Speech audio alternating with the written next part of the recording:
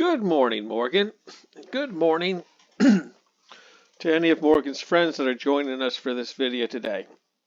And we're going to pick up where we left off in the last video, except these methods are going to be for the writer objects. Okay? And with that, let's go ahead and start the reader. Writer objects. Come on. Think faster.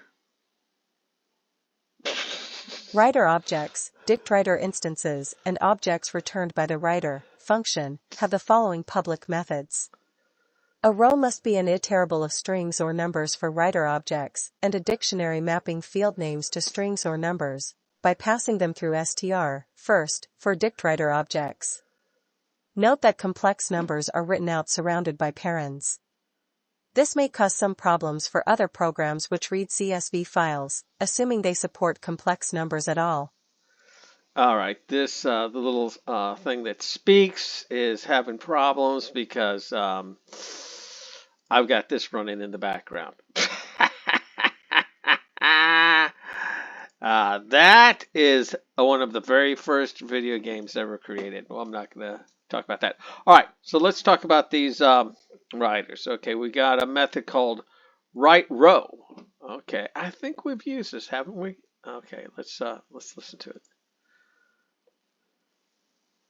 Come on, machine. Write the row parameter to the writer's file object, formatted according to the current dialect.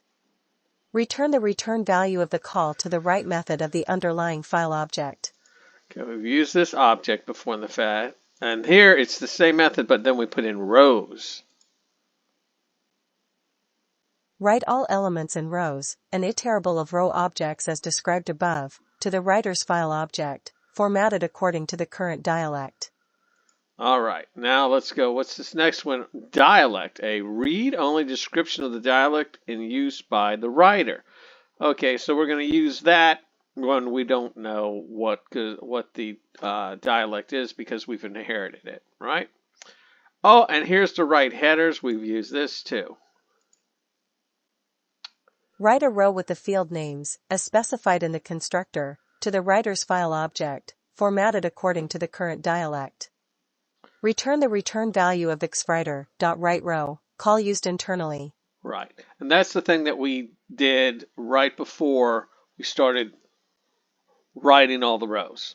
All right, so there we go. We've actually made use of all of these methods already in our examples.